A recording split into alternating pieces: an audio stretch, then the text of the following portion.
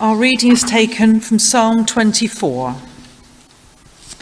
The earth is the Lord's and everything in it, the world and all who live in it.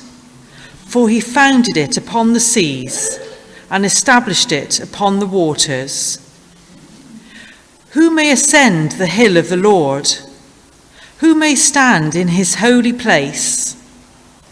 He who has clean hands and a pure heart, who does not lift up his soul to an idol or swear by what is false.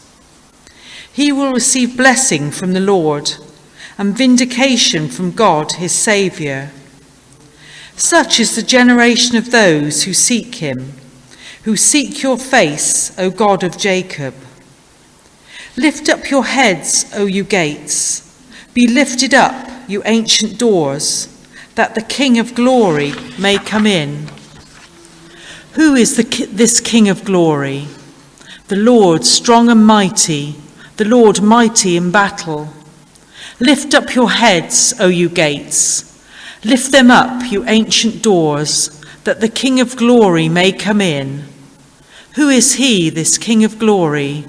The Lord Almighty, he is the King of glory. Amen. Thank you, Anne. Morning, everyone. It's nice to see you. I don't know if it's nice to see me, but it's nice to see you.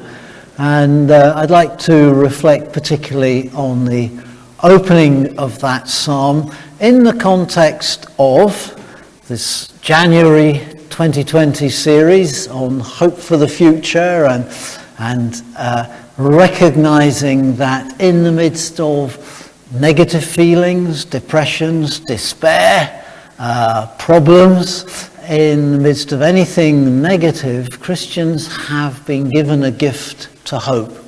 I want to share with you this morning that our hope can be viewed as a double hope, and I hope that I'll be able to explain what I mean by a double hope as we look at faith for the future in the context of the opening words of that psalm. Fantastic words. The psalm itself is taken from a time when all around the earth, what we would think of as space was understood as water.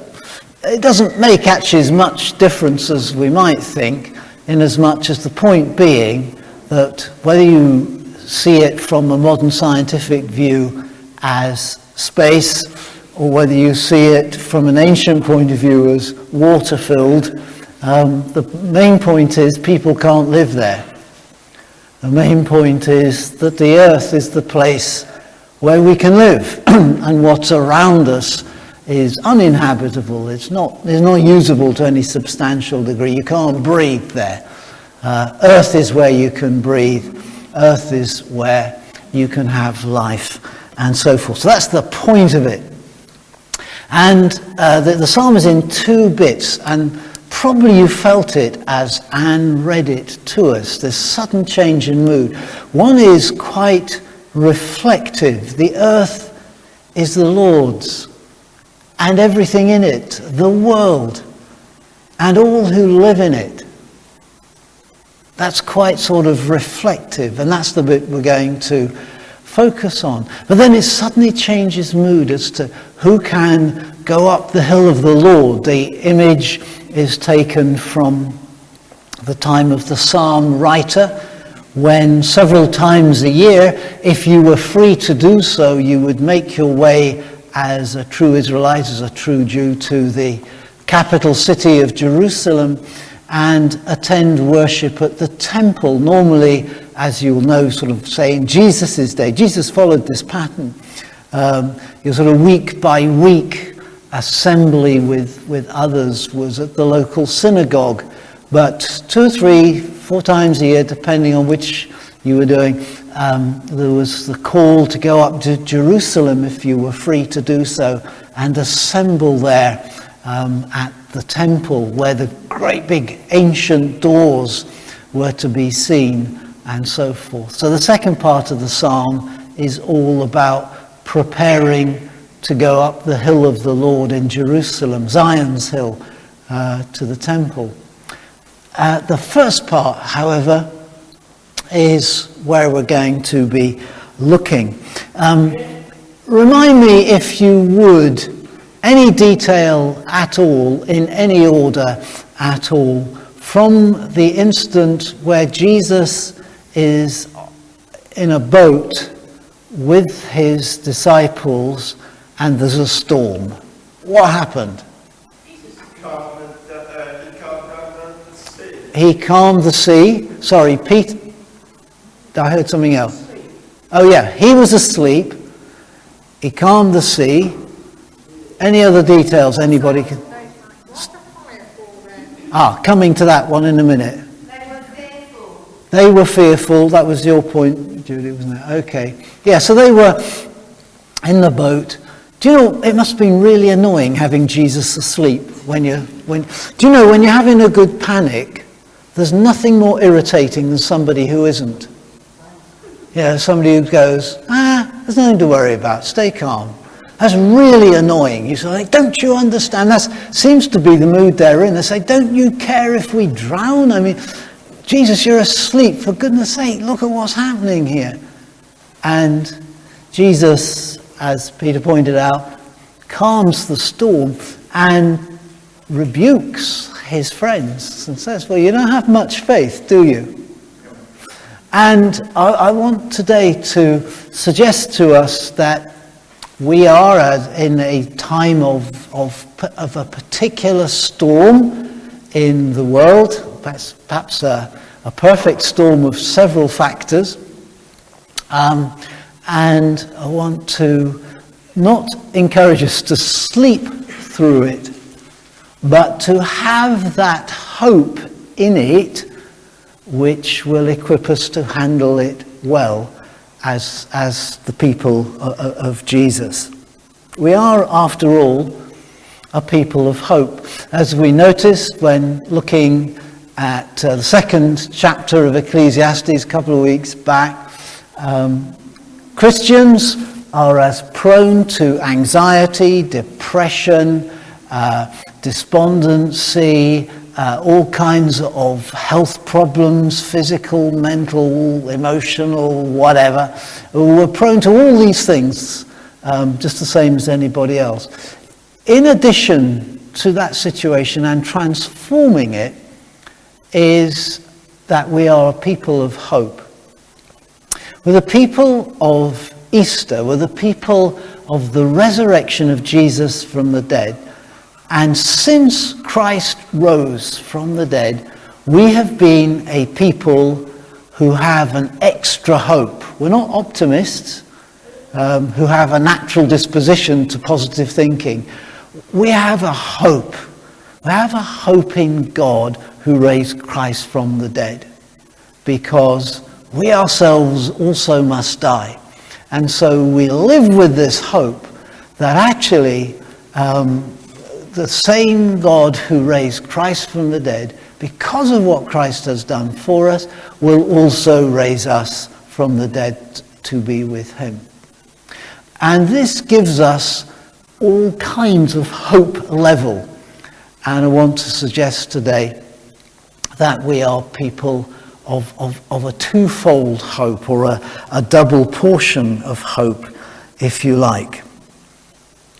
The issue of the time that we are well rehearsed in is exactly why there's the fire on the screen, Carol, so I'm coming to it now as promised. And it's something I want to mention at the outset, but it's not actually the primary thing, and that is the current issue of climate change, etc. We're very proud to have received our Silver Award as an eco-church, which means, I think, that we haven't exactly crossed the road to the person lying in the ditch yet, where the trouble is, where the injury is, where the need for our help is, but we're on the way across the road, and we've reached at least halfway or something. It's not that we're doing nothing about the situation. We haven't walked by on the other side as if it had nothing to do with us and isn't anything we should be concerned with.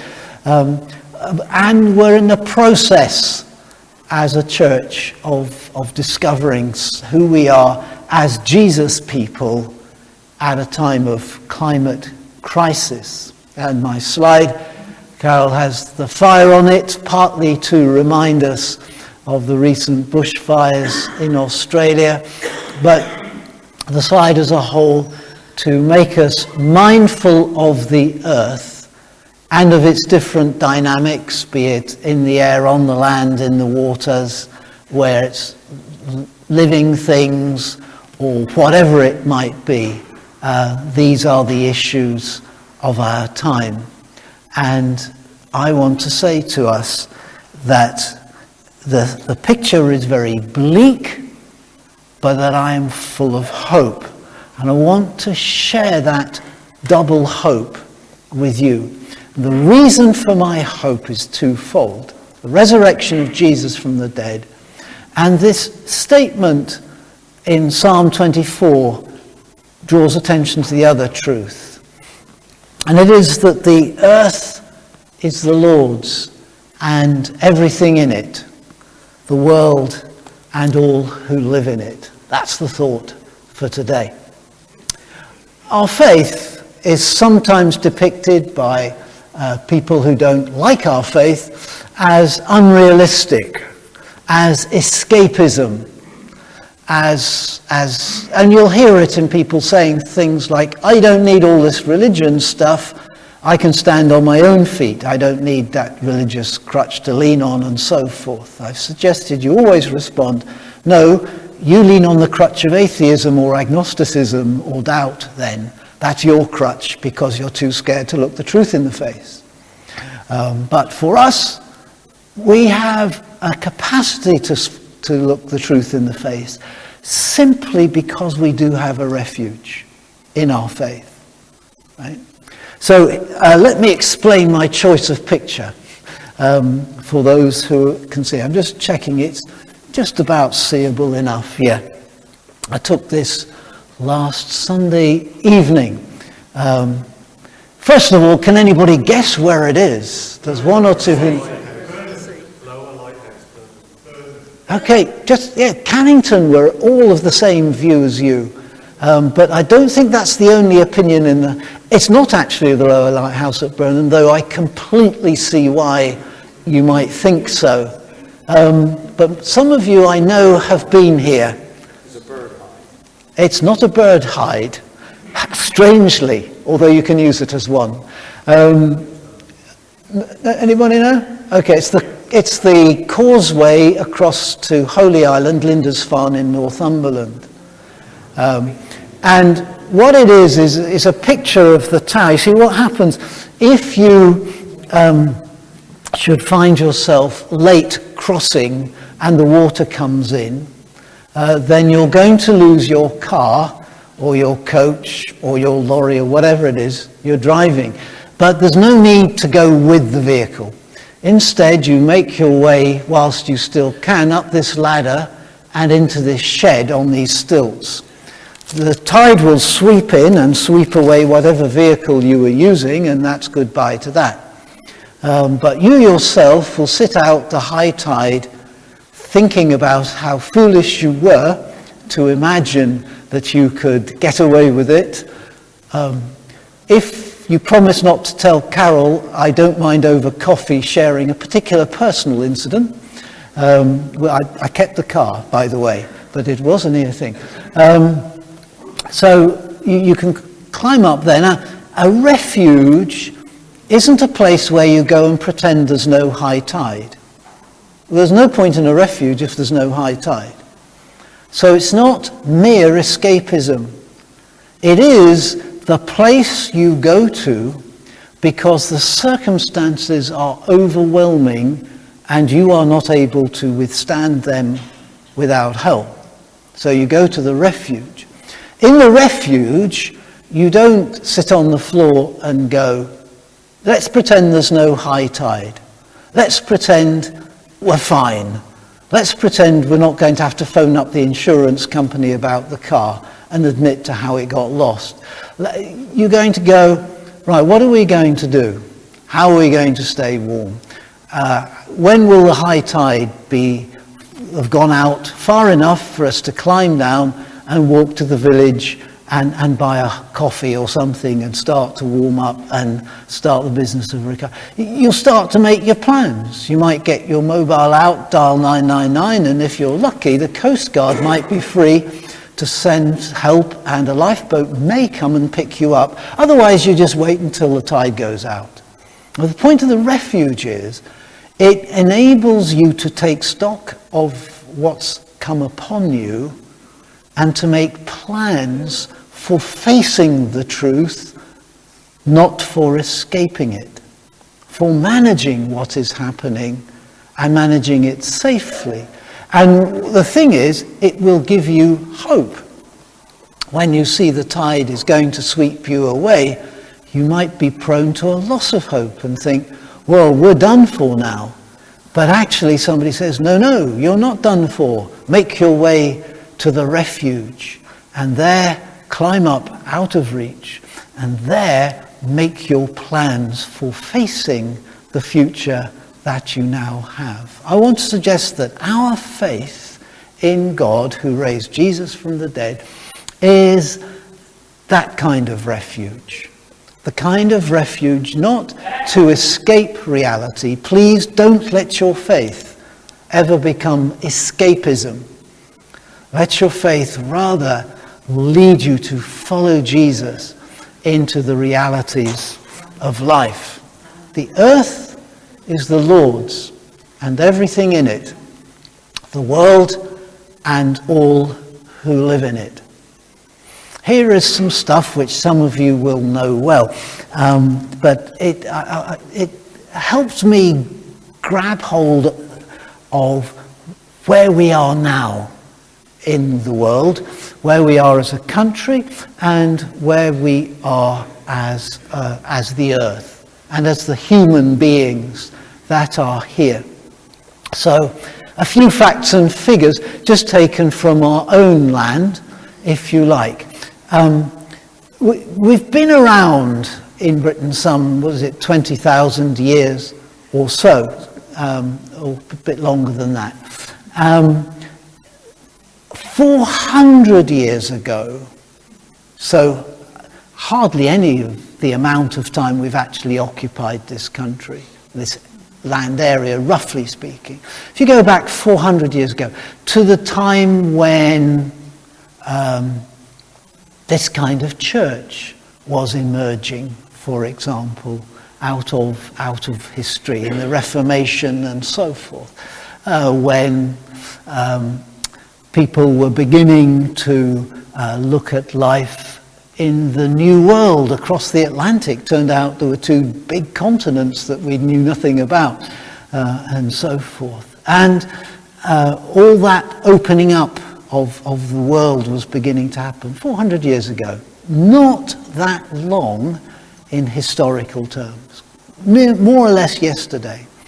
400 years ago in Britain, about 92% of the population were concerned with or occupied in primary food production, agriculture, if you like, and associated things, fishing, what have you.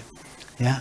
So about 90 to 92% of the population, 9 out of every 10 people, if you like, slightly more, were involved directly in primary food production. Today, we have a very similar amount of land in agriculture as then. It's about 75% of the British land area, right? Today, it's just under 1% of the population is involved in primary food production. Right? We've gone in 400 years from somewhat over 90% in primary food production to less than 1%. I nearly did a Chris diagram of helping us see the difference between 90-something% and 1%. It's massive, right? That's the change that has happened. And the last 50 years has seen some of the greatest change, right? People moving off the land, and particularly the increase of food production on the land under production. What I'm illustrating from our own country is that the world has been through, in the last 300 or 400 years, a massive change. And that change has got faster, not slower. And so when you start opening that up, now we're a particular type of country. There are many countries where there's still over 80% of people in primary food production. But when you start putting that on the global scale, you'll see that we are behaving completely differently in this earth, which is the Lord's and everything in it, than we were just a generation, 2 generations, 3, 4, 5, 6 generations ago. Massively different. And that, of course, has its impact. Some of it's been good. We can feed far more people than we used to be able to as a planet. We currently, as you know, in Britain throw away about 1/3 of the food that is produced for consumption. We just throw it away. It's just useless. We don't want it anymore. It's whatever it is. We just throw it away. We never get to buy most of it. Just chuck it away. We've got so much food, we actually don't know what to do with it. True, there are others who are starving. We haven't solved everything, but we have changed the dynamics massively. So there's some real good out of that process, but there has also been great harm. Had we, in the last 400 years, remembered that the earth is the Lord's, it's the Lord's, it doesn't belong to any people at all. None of the earth belongs to any people at all. The earth is the Lord's and everything in it, every single thing that exists in the planet is the Lord's. Had we remembered that, I don't think we would be facing a climate crisis today. We would have treated all this change so differently. There would have been a lot of change, but we would have made it with great care, with great attention, and so forth. Today, if you may or may not know this, is Holocaust Remembrance Day. I came in on halfway through the prayers. I don't know if we've already visited that place, but a lot of people today are remembering the Holocaust of the Third Reich and so forth. Yeah, and along with it, the many, many Holocausts that have been since that time, and some remembering the tendency to do that. How did that happen? Well, it happened because nice people like you and me drove others into gas chambers and killed them. They weren't making the policies, they weren't leading the governments, they were just ordinary folk going with the flow. And they became butchers of other people on pathetic grounds that they regarded as adequate justification for this monstrous behavior. And the truth is that we are just like them. There is a capacity, and history shows it. There's not a country, not a people group in the world who haven't been involved in Holocaust one time or another, including ourselves. And there is this capacity in people who are, you're really nice people, but there's this capacity in us, not only for great good, but to simply allow ourselves to be borne along into great evil. Simply by not questioning, simply by going with what's easiest, simply by following lies about the importance of economies or the importance of political power or whatever, we are able to get ourselves into the most extraordinary messes and do the most foul things. We are currently making our planet uninhabitable. It's something we've rehearsed much, so I'm not going to go on about it today. I wanted more to share with you that in the face of losing this current battle, and I'm convinced we're losing it, I still have hope. I have a double hope, and I believe you can have that double hope too, and I'd like to share it.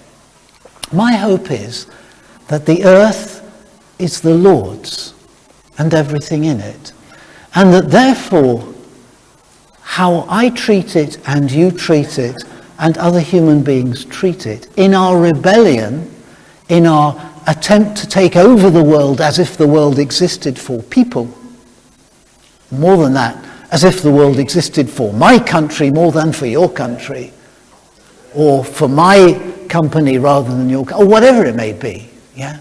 In our rebellion against God's ownership of the earth, we don't have the final word because it's not ours, and God's not going to give us the final word on how it is to be treated and so forth. That's my great hope. Here's a picture. I like it. Hope you can see it well enough. Can you make out the diver? There's a diver in the picture, scuba diver, swimming behind the jellyfish. I don't know if you can make it out, but I hope you can. It's a barrel jellyfish, and it was off Cornwall about a month ago. And some divers saw it, and one took the photo. Normally when I meet jellyfish, they're sort of dead on the beach, or I'm swimming round them, or something like that. They're normally about yay big or so. This jellyfish is much, much bigger than I am, right? It's about 8 foot or so, 8 to 9 foot long. I'm only 6, okay? So if I spread my arms thus wide, that is still not the width of the umbrella of that jellyfish, right? It's huge, but it's big, right? And when I saw that picture, I thought, that reminds me that I'm not all that I think I am, and that humanity is not all that we think of ourselves as being. It reminds me that I've often looked down on dead jellyfish and gone, ooh, look at that. Whereas in actual fact, maybe I should be treating with respect and honour and so forth. I'm going to come back to that. I wanted to use it today, however, that sort of thought, do you know what? We sometimes inflate our human ego too big. And I wanted to say to us, you and I don't own a single thing on this planet. Nothing. The earth is the Lord's and everything in it. And humanity has this earth in pretty much the same way as jellyfish have it. Because God spoke and commanded that we should have space to live here. And he commanded the same for jellyfish, same for people, that's it. That you don't own anything any more than a jellyfish does. It's just the planet that you share, the jellyfish shares, the beetle that crossed the road in front of you this morning if it was warm enough, etc. Right? We're just here because God has allowed us space on his planet. The earth is the Lord's and everything in it, the world and all who live in it. And our task now, in the current era, amongst many other tasks, is to call upon all who live in it to treat the earth as the Lord's. And if I know something belongs to God, then I think I will treat it with respect and reverence and care. And I think you would want to do the same as well. If you heard God say, oh, that's mine, you'd go, oh, well, if that's God's, I'll treat it right. Right? Well, the earth is the Lord's. If we had remembered that, we would not be currently facing a climate crisis as we are. So our call is to do that. Here is what I said earlier. I don't know if you caught it. I think we're losing the battle. And as far as I can tell, most people who look into these things at any depth agree that we're losing the battle. It doesn't look like we're going to save it. It looks like climate change is going to overwhelm and cause a huge and permanent change to planet Earth. And that somehow our future generations are going to have to negotiate that and find a way to live in a new future. That rather scares me. But I'm full of hope. I'm full of hope, a double hope. Because you see, when I read my Bible, and particularly my Old Testament, I find that it's very often the case that God is promising salvation, saving work, to his people who have already broken their future. It's what a large part of the Bible is about, the writings of the prophets, the psalm that we looked at earlier in the year by the rivers of Babylon. We sat down and we wept when we remembered Zion. How can we sing the Lord's song in a strange land? And so forth. This was a people who were told by God through the prophets this simple truth: I have asked you for generations to behave differently. You have behaved selfishly, and now it's gone wrong for you, and it's not about to go right. The calamity that I said would happen is coming on you. It's not going to stop. You can do anything you like now. It's too late. You're off into exile. Your country is taken from you. You are broken. But I'm still a God who saves. So I believe that God can yet save this order of the planet, in which there's water falling out of the sky and you can drink it, in which the oxygen will outstrip the carbon dioxide, in which the glaciers won't all melt, in which it will still be habitable to live in Australia and indeed other countries, etc. I believe human beings were not going to do it because we're going with the flow. The people who have the power want us to behave certain ways. We're not going to ask enough questions. We're not going to challenge it enough. We're not going to say, stop, this is wrong. Not enough of us anyway. Not with enough clout. I think we're losing it. I desperately hope to be wrong about that. I still believe that this order of things can be saved. Time, I know, is short. I still think it'll happen because I believe God will save it. There's a very special point for me in the Old Testament, which I really love. You'll know the story probably of Shadrach, Meshach, and Abednego, who were part of the Israel people, the Jewish people, in the exile after it all went wrong. And they were captives, and they were required to worship the king of Babylon as their god. And they refused. They said, no, we worship the Lord, that's it. And so the fiery furnace was heated up, as you can recall, many times too hot for anybody to survive it. And they were taken there, and they were given a last chance to recant. And they said this: if our God, whom we serve, is able to deliver us from the furnace of blazing fire and out of your hand, O king, let him deliver us. But if not, be it known to you, O king, that we will not serve your gods, and we will not worship the golden statue that you have set up. It's a wonderful piece of faith. It says, we believe that God can save us from the fire you're about to throw us into. No, we don't know. We're not sure if God's that powerful or not. But we think he is. Okay? The story goes on to show, yes, he is. But at the time, they're not entirely sure. But they say, but whether God is going to save us from this moment or not, you need to understand, we worship the Lord. Nothing will make us bow down to your ways. Nothing. So either God will save us or he won't save us. Either way, we stay faithful. And I want to say to us, that's our position. You know, God is able to save the planet, of course he is. Whether he's going to, I'm not sure. He can. I believe he will. But I can't be certain that he will. Because he's shown me in Scripture that he doesn't, the history of Israel, etc. That sometimes he says, look, I've told you not to behave this way. You've just insisted. You've just been selfish, and I didn't put you in the world to be selfish. So, this is what happened. Sorry. But you chose this.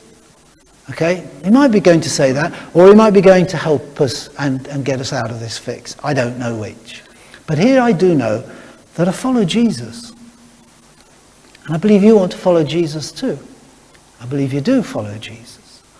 I believe that's what draws us together Sunday by Sunday and in other ways too. And therefore we say, do you know what? Political leadership, economic leadership, we will not follow you because we've seen what happens when people do that without question. We will remember, and we will call you to remember, that the earth is the Lord's, it's not yours, it's not ours, it's nobody else's, it's God's. And we will treat it with reverence and care and respect. And if we go down with it, we do. But here is the note of double hope. I told you that I have a twofold double hope to share with you. I know that God can save this temporal order of the earth. And I hope and pray that he does. And I hope and pray that we as a church will play our full part in calling for those changes to human behavior that will lead to the right place. Thank you, Judy, for leading our prayers in this area earlier. But I also know something else. That if not, I still trust and follow the Lord who raised Jesus from the dead. If he's not going to save his planet in the way that I hope he's going to, he at least will be saving his kingdom eternally. So either way, I have hope. But the hope that I have that is eternal doesn't lead me to say, so I don't care what happens to God's earth. It leads me quite the other way, to say, actually, because I do have that hope for eternity, because I do believe God has the last word, and he's promised the future, I am also praying and also working for this, to be saved from the worst that it could be, and turn still into what is good for the future. We have the technology. We have the ability. We just need to do it. We need to take hold of the time. I believe we take hold of that time as a people of hope.